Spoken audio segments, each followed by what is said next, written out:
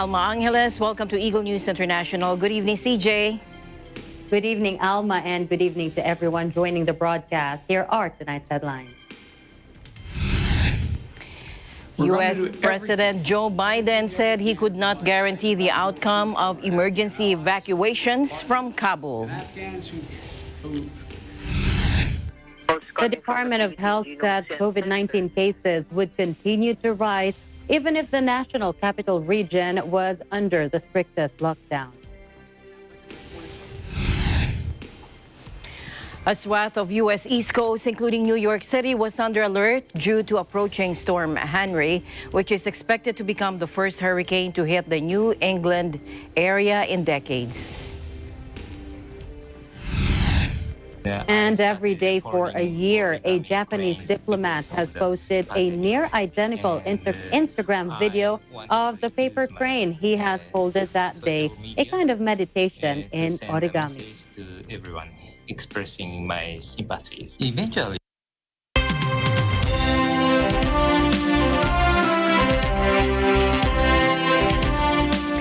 The United States said it has assurances from the Taliban that evacuations of Afghans who want to leave the country can continue after President Biden's deadline of August 31. But the Taliban continue to harass and impede passage throughout Kabul. Even with more evacuation flights out, throngs of people desperate to flee keep coming. President Joe Biden sought to reassure the U.S. on the dramatic evacuation from Afghanistan, promising no Americans would be abandoned. Let's listen in. We're going to do everything that we can to provide safe evacuation for our Afghan allies, partners, and Afghans who might be targeted because of their association with the United States. But let me be clear. Any American who wants to come home, we will get you home. But make no mistake, this evacuation mission is dangerous. It involves risks to our armed forces, and it's being conducted under difficult circumstances. I cannot promise what the final outcome will be, or what it will be, that it will be without risk of loss. But as Commander-in-Chief, I can assure you that I will mobilize every resource necessary. We made clear to the Taliban that any attack on our forces or disruption of our operations at the airport will be met with swift and forceful response.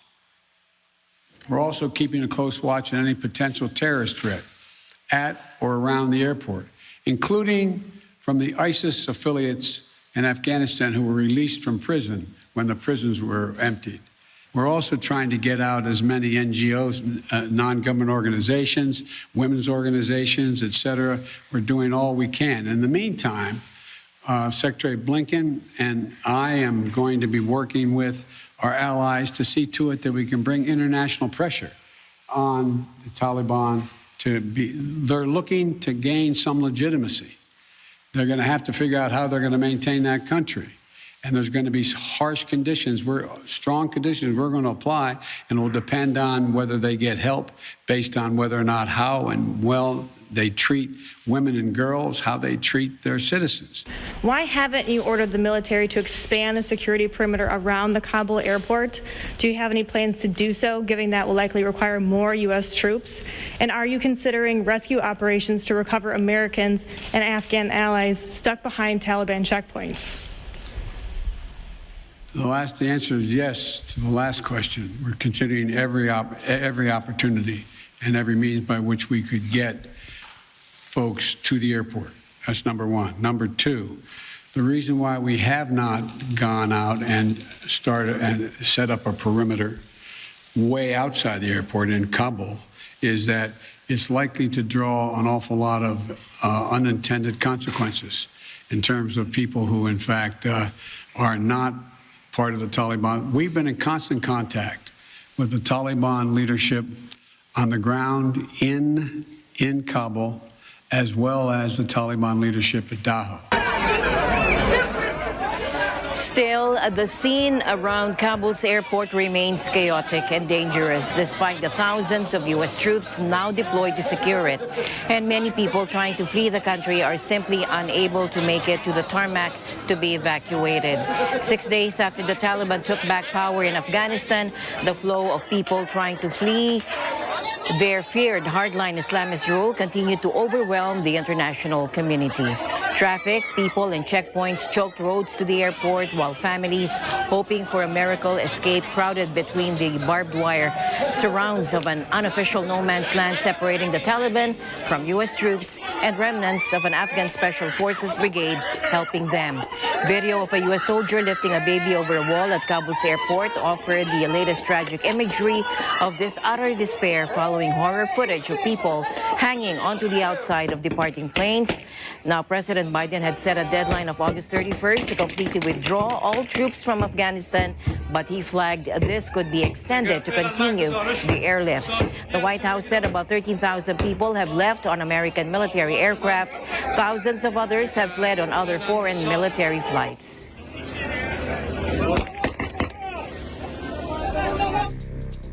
More on that heartbreaking video showing a U.S. Marine lifting a baby over a razor wire-topped wall at Kabul's airport amid the chaos of thousands trying to flee Afghanistan, newly controlled by the Taliban.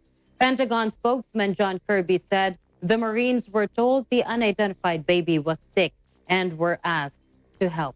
Take a look. The parent asked the Marines to look after the baby because the baby was ill. And so the Marine you see reaching it over the wall took it to a Norwegian hospital that's at the airport.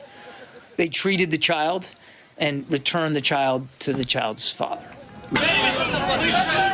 He said he did not know who the family was or their status, whether or not they had been accepted to immigrate to the United States under a special program for Afghans who worked for the Americans or were otherwise at high risk from the Taliban.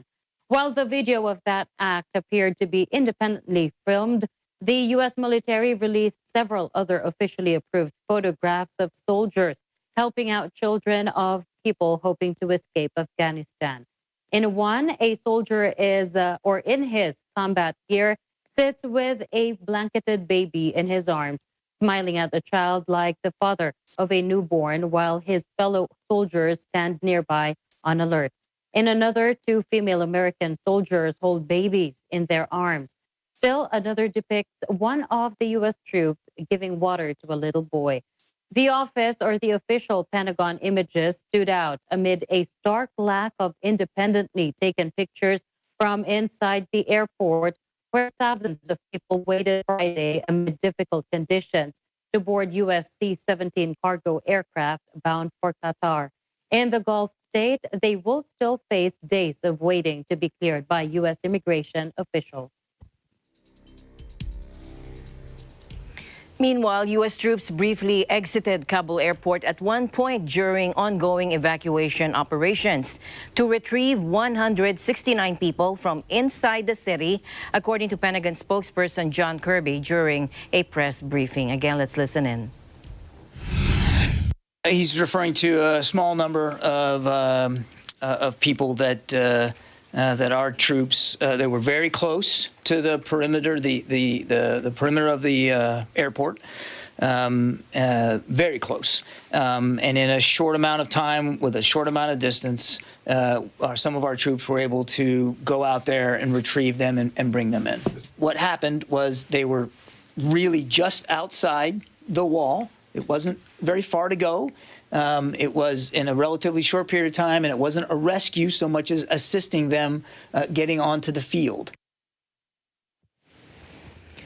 Earlier, President Joe Biden mentioned the rescue in a speech, but gave few details. Since U.S. troops took over the airport to facilitate an airlift of potentially tens of thousands of people a week ago, they have avoided going outside the gates to steer clear of possible clashes with the Taliban, who have seized control of the country.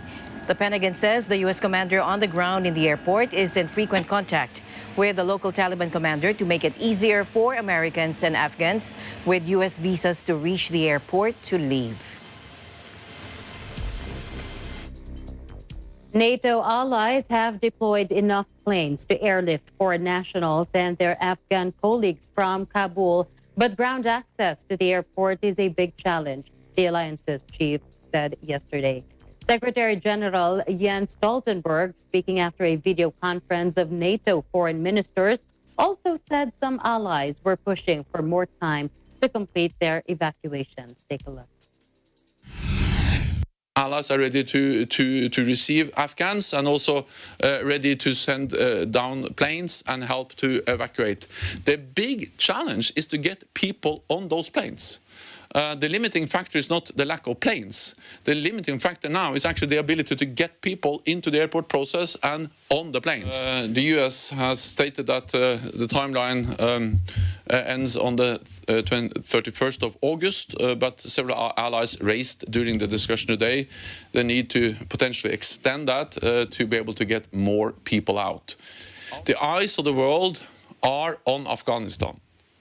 We expect the Taliban to uphold their commitments and ensure that Afghanistan does not again become a safe haven for international terrorism.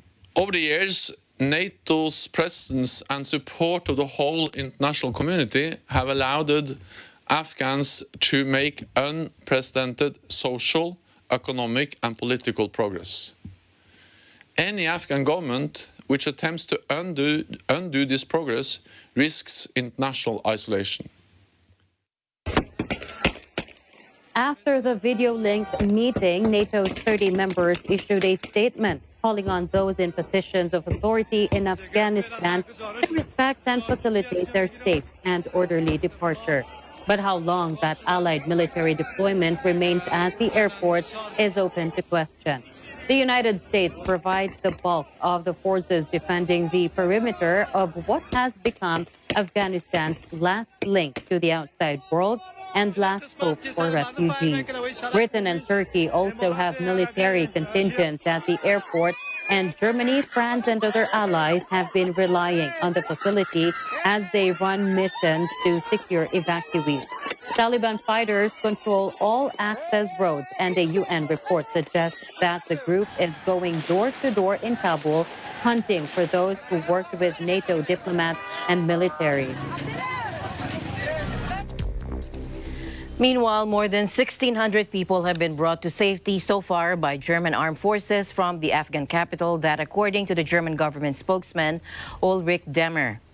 Now, a German civilian was wounded by gunfire on his way to the airport, though his life is not in danger and he is to be flown out of Kabul soon, she said. The German government is planning to deploy 2 helicopters to support the evacuations, including from dangerous situations or to pick people up from remote locations.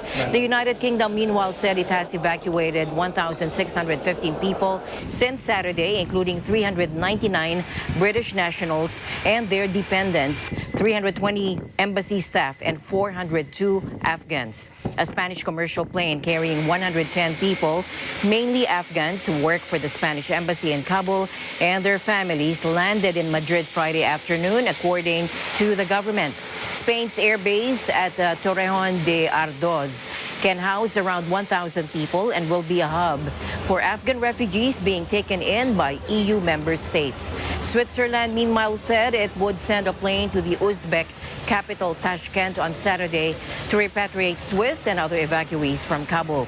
Italy said it had evacuated around 1,000 people, while more were still waiting at the airport in Kabul. Finland said Thursday it had so far evacuated 34 people, with more Afghan local staff now inside the airport ready to be flown out. Denmark evacuated around 320 people from Kabul on Thursday, according to the Danish defense and foreign ministers. Overseas Filipino worker Elmer Presa was able to exit the crisis-hit Afghanistan together with his fellow nationals after getting permission from the Taliban. In a Facebook status that he posted, Presa posted a photo of him and some gun-wielding men, apparently Taliban fighters, for allowing them to enter Kabul's airport. Presa said he was able to get 3 Filipinos just in time for a Wednesday flight at Hamid Karzai International Airport aboard a U.S. C-17 military plane. Take a look. Afghanistan is like my second home. Parang pangalawa ko ng bahay ito. Kahit pa paano po nakakapagsalita tayo ng language nila. So, nung naipit po yung mga tropa natin, there's nobody can do the road mission to fetch them and bring them back. Kaya po ay nagpaalam po ako sa aming Chief Operating Officer na pangunahan ko po ang safety na pag-retrieve sa ating po mga kababayang Pilipino. Awa ng Diyos po ay napagbigyan tayo ng Taliban sa aking pakikipag-usap sa kanila upang maibalik ko po na ligtas sa mga tropa po natin. Unfortunately, meron din po tayong mga tropa ron na nananatili pa, no? Lalo po yung mga taga-United Nations, UN projects. At sila naman po ay ligtas. Yun po yung ating mga pakikipag-ugnayan at impormasyon na kakalap, no? As we speak. Sila po yung Taliban is the dominant political party leadership over there in Afghanistan. Alam po nila kung paano po ang naging pagtrato at pagkilos ng mga lideratong iyon. Kaya nagkaroon po sila ng masiding takot, no? Because ako po yung nag-i-interview rin sa mga kaibigan po natin doon ng mga Afghani. At hindi po natin sila masisi kung bakit gano'n sila ka-alarma pagkadating po doon. Tayo naman po ay na-assign sa iba't ibang probinsya ng mga mapanganib. Subalit napakisamahan po natin at napag-aralan yung pong mga iba't ibang kaugalian po ng mga tao sa probinsya. Dito kasi ang style po ay parang sila-sila at kami-kami system, no? That's why you need to understand their cultural awareness, kung paano sila pakikisamahan. At ayun po, doon naman po ay sanay naman po tayo mga Pilipino, no, sa pakikisama sa hindi lamang sa kapwa kundi sa iba't ibang lahi.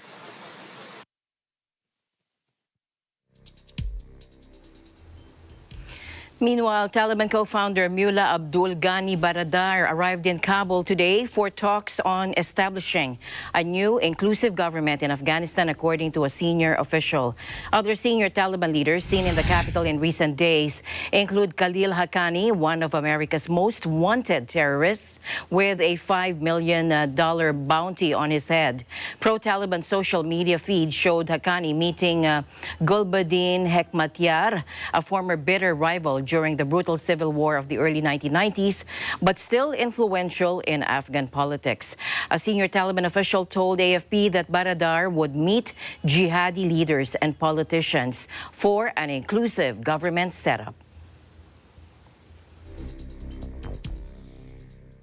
Meanwhile, the Philippine government thanked Indonesia for assisting 5 Filipinos to leave Afghanistan safely by allowing them to take shelter at the Indonesian embassy and evacuating them via its military flight.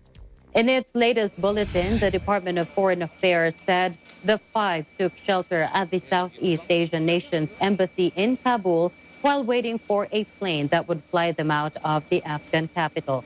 Foreign Affairs Assistant Secretary Eduardo Meñez said the plane left the capital on Friday but did not provide specific details about their flight home. Apart from the 5, 13 other Filipinos were able to exit Kabul for the United Kingdom, bringing the number of those in the UK to 18. The DFA said the Philippine embassy in London is now facilitating their return to the country at the soonest possible time.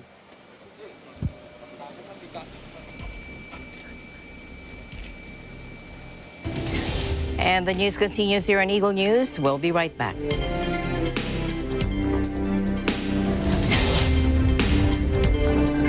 Mula noon hanggang ngayon, gabay natin ang MTRCB ratings sa matalino at responsableng panonood.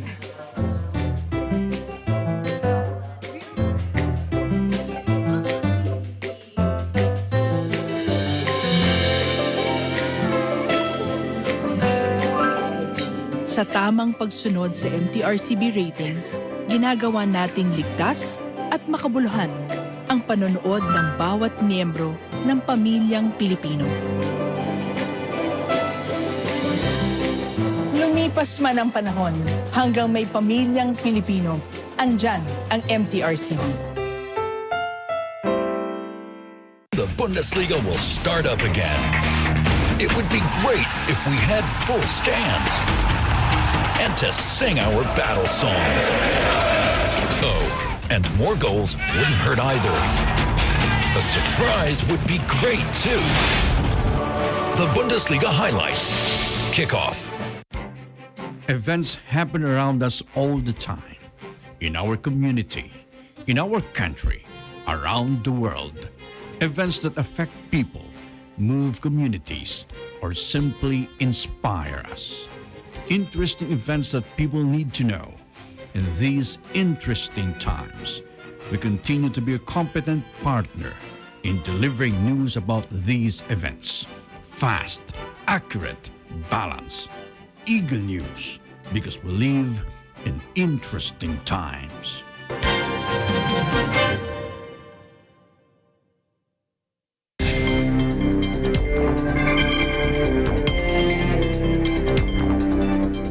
Welcome back. A swath of the U.S. East Coast, including New York City, was under alert due to approaching Storm Henry, which is expected to become the first hurricane to hit the New England area in decades. Forecasters are warning of violent winds, the risk of flash floods, and surging seas as the storm churned in the Atlantic, with landfall expected on Sunday. Strengthening is forecast during the next day or so, and Henry is expected to become a hurricane tonight, Friday, or Saturday, U.S. time, according to the U.S. National Hurricane Center in its latest bulletin. Officials in the New England region, which includes Connecticut, Maine, Massachusetts, New Hampshire, Rhode Island, and Vermont, warned people to get ready. NHC forecasters said Henry was packing sustained winds of nearly 70 miles or 110 kilometers per hour and threatened New York as well as the neighboring New England states with potentially 10 inches of rain in some areas. If Henry strengthens as expected and stays on its current course, the storm would be the first hurricane to directly hit New England in 30 years. 2 people have died and 20 others are missing in the eastern U.S. state of North Carolina after heavy rains led to massive flooding. Governor Roy Cooper declared a state of emergency on Wednesday after Tropical Storm Fred dumped nearly a foot or 30 centimeters of rain in western parts of the state in recent days. Take a look. But every once in a while, Mother Nature strikes, and the flood waters that hit this area, particularly Haywood, Transylvania, Buncombe counties, was devastating to a number of families and a number of businesses, and public want to try to get a major disaster declaration for North Carolina, and that will depend upon the damage assessments. What we know is this: we're going to help rebuild this area, but we also have to keep in mind storms are more ferocious than they were before. Climate change has contributed to that. Historic flooding is taking place in Haywood County along the Pigeon River. Cooper's office said in a statement, groundwater and aerial rescue teams were searching for the missing and clearing the area, the county said. So far, nearly 100 people have been rescued from the flood waters. The floods damaged or destroyed many roads and bridges in the area, and power outages hit thousands of homes. Cooper expressed hope that the state of emergency will facilitate rescue efforts. Little is left of abandoned residences at Creekside Mobile Home Park after the cache fire ripped through the California city of Clear Lake. Take a look. Authorities had gone door to door, urging people to flee the quickly developing blaze, one of several fires ravaging the western state. The last decade has seen a huge rise in the number of wildfires in the west of the U.S. A wildfire that erupted outside California's state capital just a few days ago had exploded to cover 54,000 acres by Wednesday, an eightfold increase in 24 hours. At least 2 people had to be airlifted to hospital as the Calder fire tore through a small town around 80 kilometers from Sacramento. Climate change linked to the burning of fossil fuels has made the region drier and hotter for longer, creating ideal conditions for the blazes to rage.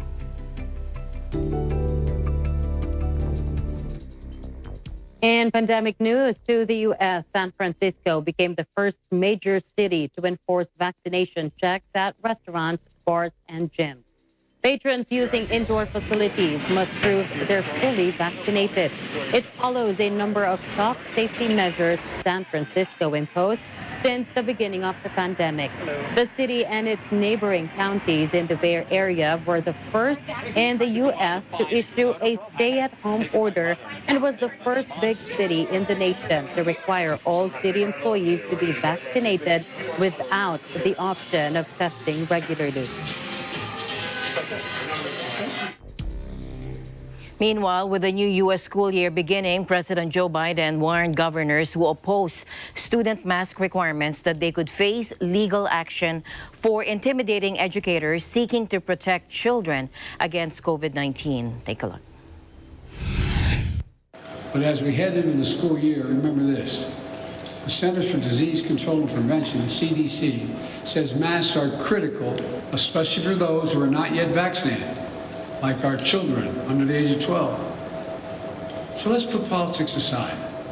Let's follow the educators and the scientists who know a lot more about how to teach our children and keep them safe than any politician. This administration is always going to take the side of our children. And that's why today I'm directing the Secretary of Education, an educator himself, to take additional steps to protect our children. This includes using all of his oversight authorities and legal action, if appropriate, against governors who are trying to block and intimidate local school officials and educators. And as I said before, if you aren't going to fight COVID-19, at least get out of the way of everyone else who's trying. In the latest political flashpoint over the coronavirus pandemic, Republican governors in Florida and Texas, 2 of the country's largest states, have rejected recommendations by health authorities to require that students wear masks when they return to the classroom. Florida's Board of Education raised eyebrows when it voted this week to slap punishments on 2 school districts that instituted mask mandates in defiance of Governor Ron DeSantis. India yesterday authorized the emergency use of a second homegrown COVID-19 vaccine, which is also the first approved for children older than 12 in the country. India's Department of Biotechnology announced its approval for Zycov-D by Indian pharmaceutical firm Zydus Cadila as the world's first and India's indigenously developed DNA-based vaccine for COVID-19. The approval for Zycov-D, which can be applied using a needle-free injector, comes with vaccination rates picking up across the country over the last few weeks. The 3-dose Zycov-D vaccine prevented symptomatic disease in 66% of those vaccinated, according to the interim study quoted by the vaccine maker Cadila Healthcare. DNA and RNA are building blocks of life. They are molecules that carry the genetic information which are passed on from parents to children. Like other vaccines, a DNA vaccine, once administered, teaches the body's immune system to fight the real virus. Now, the Philippines reported Friday its highest daily number of coronavirus infections as authorities eased a lockdown in the capital to allow more businesses to operate and reduce the financial pain of poor families. More than 13 million people in the national capital region went into lockdown on August 6 as the hyper-contagious Delta variant helped drive a resurgence in infections that has strained hospitals. A COVID-19 task force agreed Thursday to allow more businesses to open their doors from Saturday, but a stay-at-home order for non-essential workers would remain in place and restaurant dining banned. The decision to ease restrictions came as the number of new infections hit a record 17,231 on Friday, pushing the country's caseload to more than 1.8 million since the start of the pandemic, according to Health Department figures. Staying here in the country, the Department of Health said COVID-19 cases would continue to rise even if the capital region was under the strictest lockdown for 2 weeks of ECQ. The department also said community transmission of the more contagious COVID-19 Delta variant is already happening in the country. Take a look.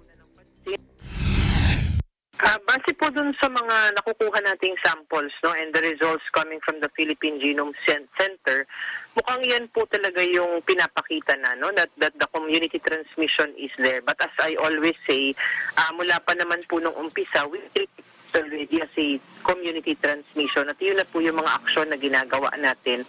Kailangan lang natin ng enough evidence so we can officially declare. But definitely, government has already pursued actions when it comes to this transmission level sa ating bansa. At talagang yun na po ang naging aksyon natin mula pa ng umpisa.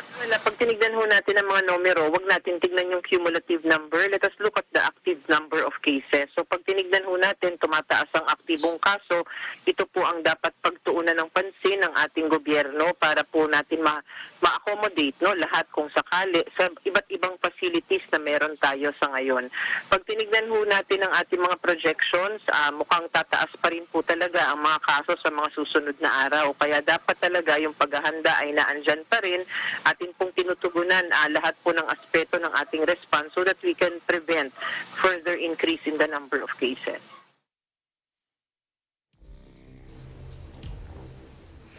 Meanwhile, hundreds were arrested after violent clashes between anti-lockdown protesters and police in Australia's two largest cities today, as the country recorded its sharpest rise in daily COVID cases since the pandemic began.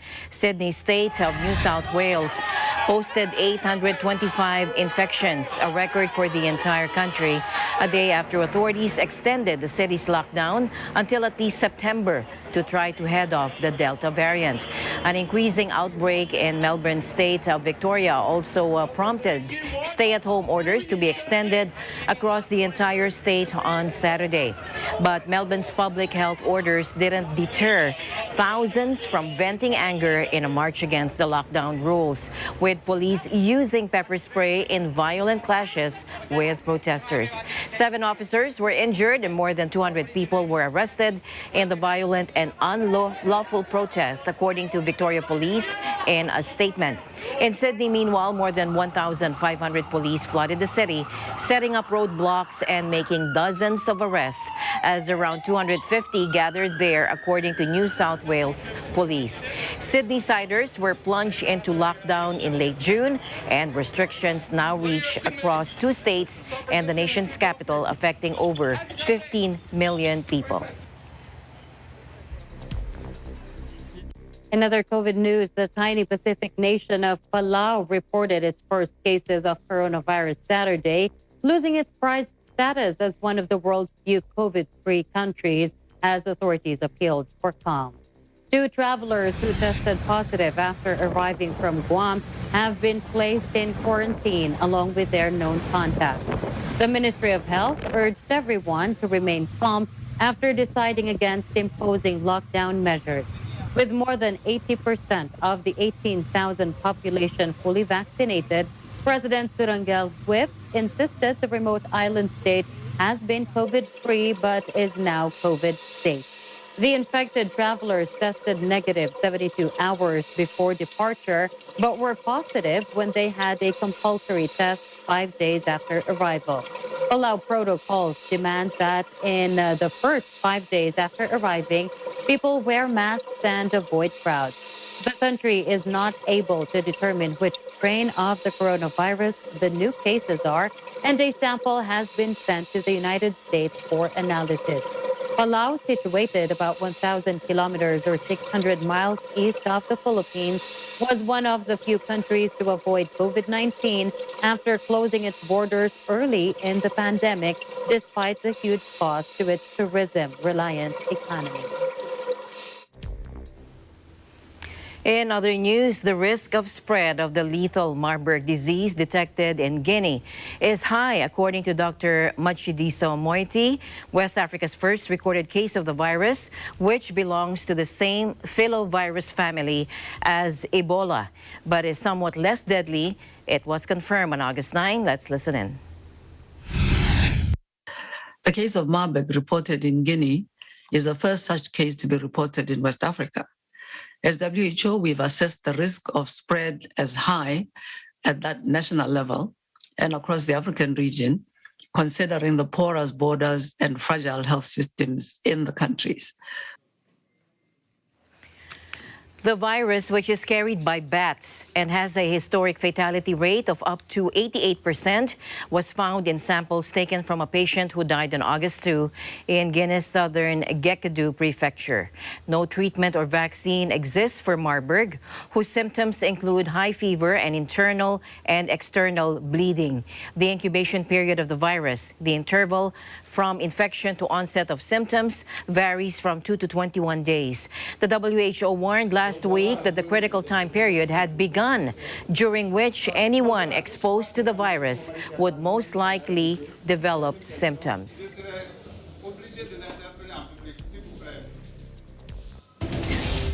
Eagle News will be back with more stories. Please don't go away.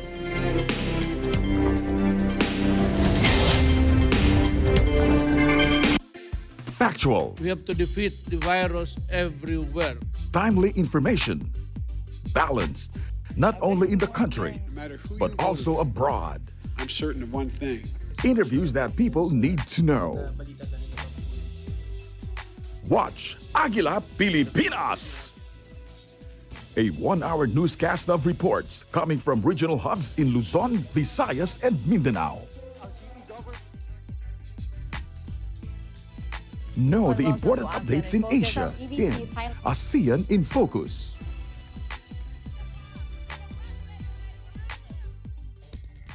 Track the latest stories in the provinces in Aguila Provincia. Tune into Mata ng Aguila, the evening primetime news program of Net25. Balanced and objective, Mata ng Aguila covers national and international issues, tackles news on business, health, science and technology, entertainment, sports and human interest features, and current events. And Eagle News International delivers the latest global reports, impartial, accessible, and up-to-date. It brings to fore EBC's rich international scope and access to valuable information streams. Well, thank you to explain our health outdoor. Catch these programs on Net25. You can also watch our news programs through eaglenews.ph and Eagle News Facebook page and YouTube channel.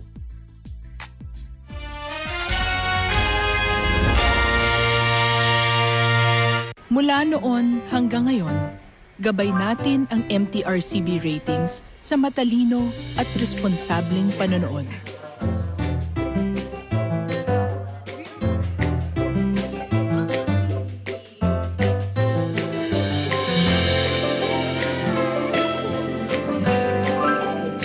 Sa tamang pagsunod sa MTRCB ratings, ginagawa nating ligtas at makabuluhan ang panonood ng bawat miyembro ng pamilyang Pilipino. Lumipas man ang panahon, hanggang may pamilyang Pilipino, andyan ang MTRCB.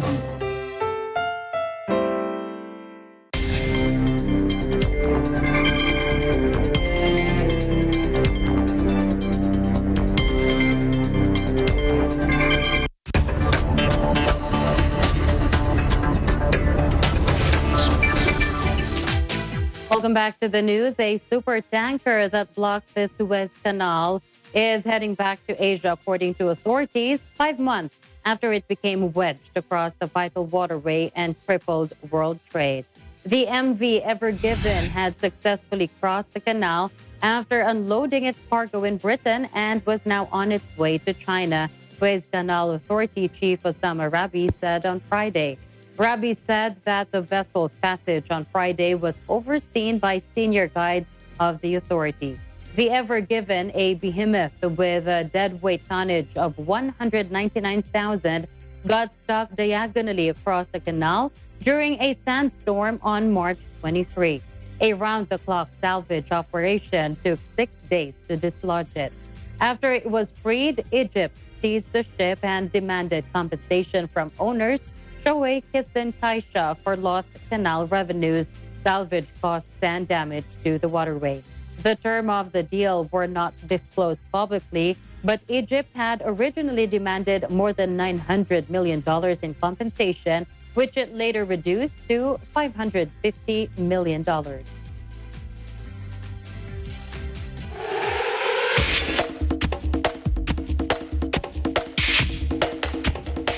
The Japanese authorities installed a giant symbol of the Paralympic Games off the coast of the Odaiba Marine Park in Tokyo, just days before the competition begins in the Japanese capital. Take a look.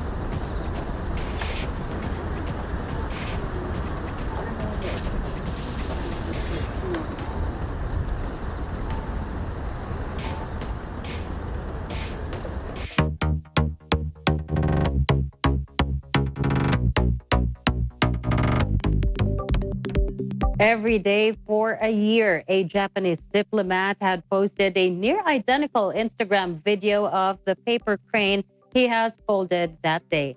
So began his meditation, in which every identically framed video shows Inagaki delivering the same message, with only the numbers and his shirt changing. Take a look. I started folding origami cranes because of the pandemic, and I wanted to use my social media to send a message to everyone, expressing my sympathies. Eventually, after my leaving here, I wanted to give to someone, and I've already heard that people are working and to provide these kind of folded crane to the nursery or senior people's facilities. Peace. Friday's post saw the diplomat wearing a suit for the occasion, showing off the numbers 365 constructed out of paper cranes.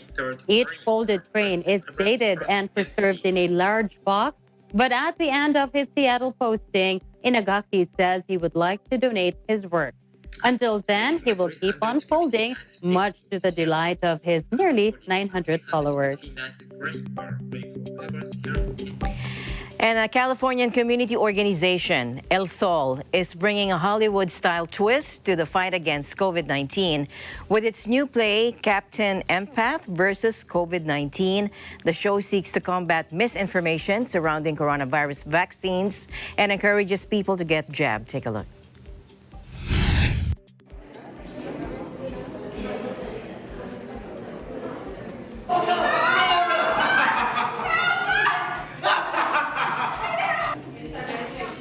The coronavirus.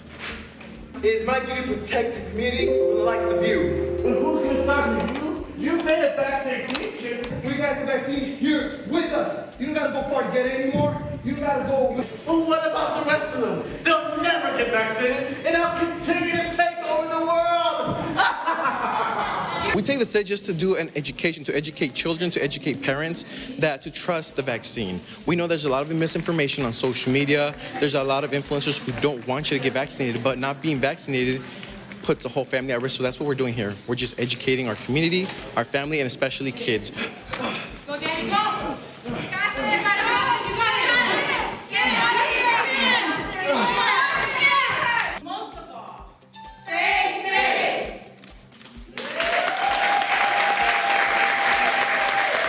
Just tell me the You got it! Get it out of here! Yay! That's it! You win! Get out of here!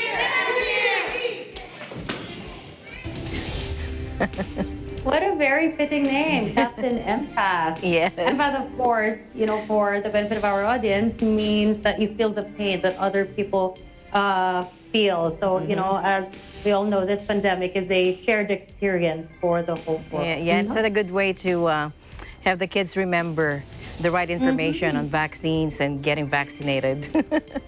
That's right. Fun way too. And, and that's it for tonight's broadcast. Thank you so much for joining us. Have a happy weekend, everyone. I'm CJ Hero. Join us again on Monday.